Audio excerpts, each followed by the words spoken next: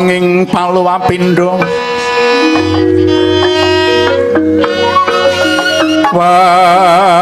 wangsiting kakung karagan hanjrah sabdaning soto kakuluruk asauran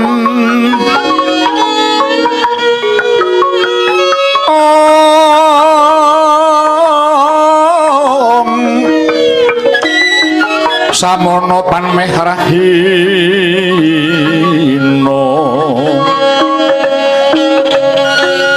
meko bangkaton sumirat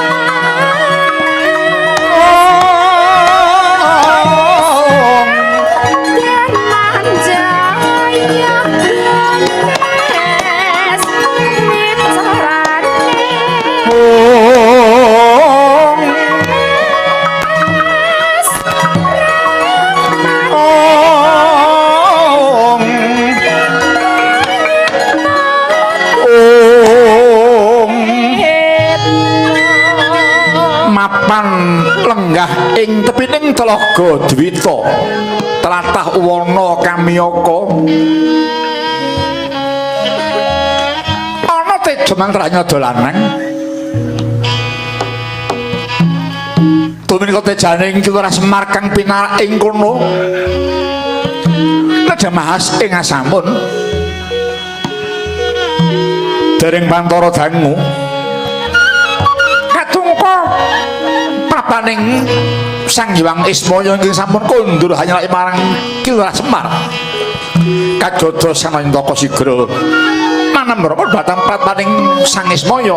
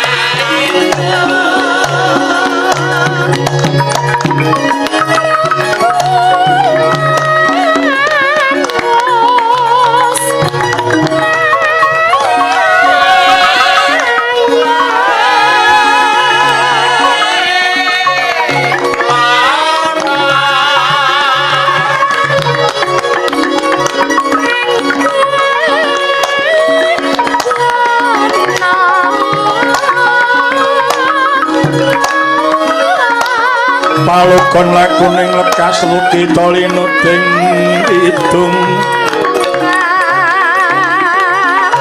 biar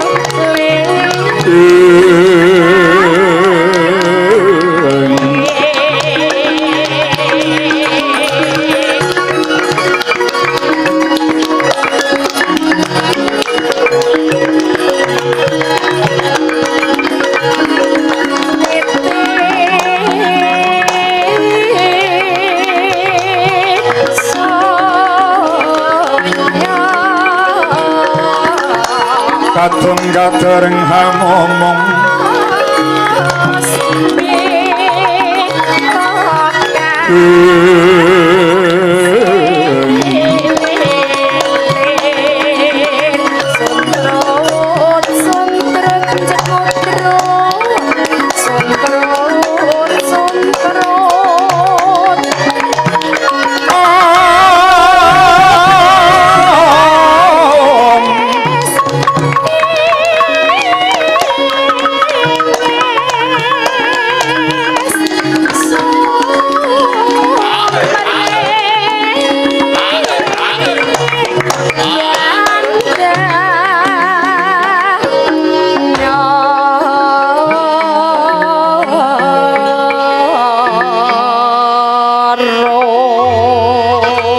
Jahniyah ning talaga kadilangit mambang tang paswulan upamaneka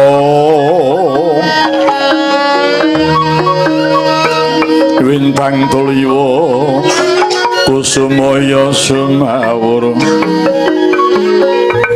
lumrap kang sekarang kadijalada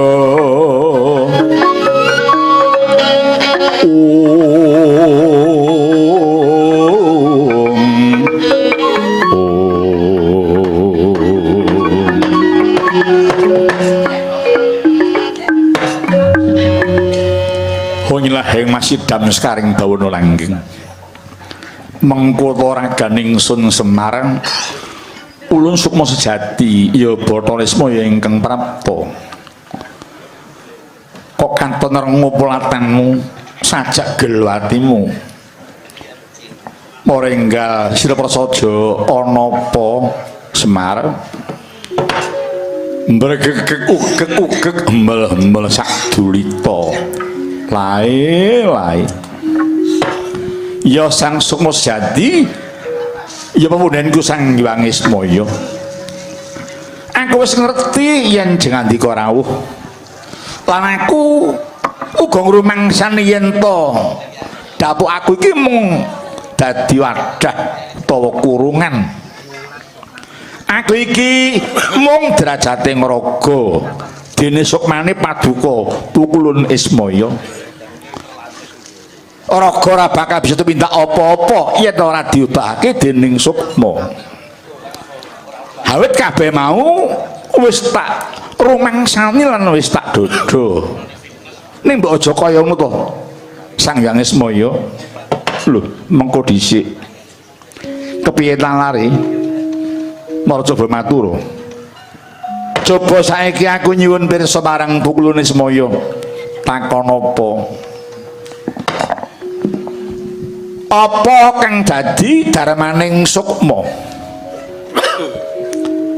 Semarawuruhanana darmaning sukma yaiku sepisan nampani sabdaning Gusti kang nyipta jagat kang isi surasa pituduh bab kewajiban kang kudu ditindakake ana ing Madyapada yen sukmaning satriya ya babagan kasatriyan yen sukmaning brahmana ya babagan kapanditan mengkono sak piturute kaping pindho ngobahke raga kang kani pertitis ing pangajap supaya raga mau gelem nindakake kewajiban ingkang wis tinemtu mulane wong urip ana ing ngarcapada iki supaya manggih ayam tentrem sarate sukma aragane ya kudu nyawiji aja nganti diya diniya kuwi Semar mungguh kang dadi darmaning suksma iya matur nuwun Pukulun saiki genti aku mundhut trisa marang jeneng kita banjur apa kang dadi kewajibaning Nayantaka kang minangka raga mulai aku takon mengkono jalaran kabeh mau karben adil lan maneh dadi sira aja mung ngluputake marang jeneng ulun wae ning ya gelem mawas diri Semar iya bener dawuhmu Pukulun Ismaya ya wong bola-bali aku mung sifat dapuk dadi kawula. Tur dasare karo Paduka Semar kuwi kalah awu. Mula ya sing kepiye wae meksa kalah buntas ngelmune. Ngene Sang Semar sejati yen Paduka mundhut pirsa babagan kewajibane ngaraga. Raga iku darbe kewajiban siji nindakake parentahing sukma. Nadyan ana kala mangsane perintah mau jane ora cocok lawan kareping siraga. Ning wis wajibe siraga ya mung ngudu ngestu padha marang Sang Suksma. Iya. Sing kaping pindho raga uga dadi pirantine Gusti kang nyipta jagat nindakake samubarang kewajiban kang asipat wedak kaya to brasta mata angkara murka memayu hayuning bawana memulang kabecikan lan liya-liyane sing kabeh mau ora bisa ditindakake yen ora kanthi srana nganggo piranti raga. Lah iya kita wis ngerti ya Semar bisa ngendika mengkono ning sebab apa teko banjur sajak cuwa kang dadi pikiranmu Mayantaka. Aja kurang pangapura ya Pengulun. Atur ki mau ya mung sabab saka rasa pegeling atiku. Jeneh Paduka Jengkar kok ora pamit nganti dadi peteng jagatku. Bojo kaya ngono to Pengulun, aku nyuwun kanthi banget. Pengulun tindak ngendi wae aku aja tok tinggal ya aku kudu melu. Aku kudu melu marga aku kuwi ngladeni kowe Pengulun. Aku apa-apa ya iso. Yang lakon aku ya mudeng. Ya, dadi aja aja mau tinggal. Neng ndi wae aku kudu didhawuhi nderek. Ngene Semar mulane ulun Jengkar ora pamit jalaran ulun iki netepi marang kewajiban supane ngersaning Sang Hyang Mardi kengrat maneges marang bab retu ning jagat iki. Mongko apa kang tak aturake marang Sang Hyang Menang mau kabeh klebu wadining jagat agung suket godhong ora kena krungu klebu sira Semar uga ora kena mireng yen ta durung titip wancine Nayantaka. Oh ngono. Iya. Oh iya. Ya nyuwun aku ora sida nesu karo Paduka Pengulun. Banjur ana dawuh apa Sang Hyang Menang parang aku nyuwun keterangan Pengulun mengkene. Semar bakal ana kanugrahan tumrap momongan kita para Pandhawa kang sinebut Wahyu Pancadarma. Ning sranane ulun kudu bali manunggal marang jeneng kita maneh Semar. Miat langening kalangi wanaklar pandamun sareng dina kekonang surem sara tetan kadang kaselan pajaring purnameng gegono dasari mungsa katiga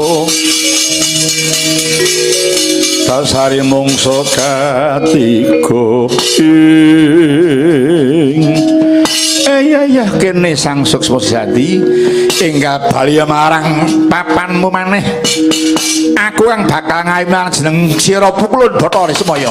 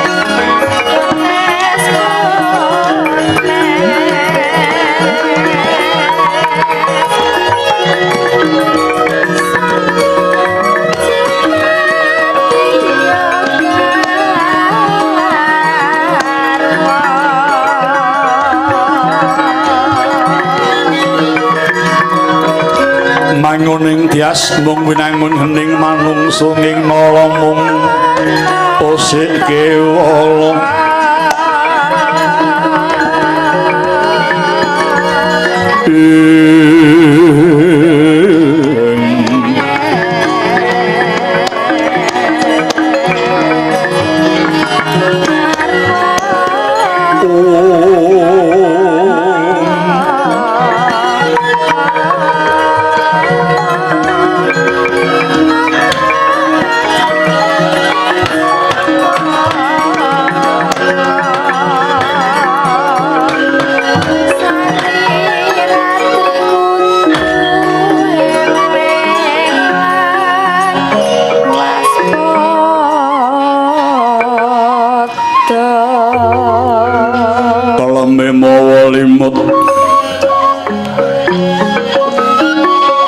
kalamatan jroning alam kanyut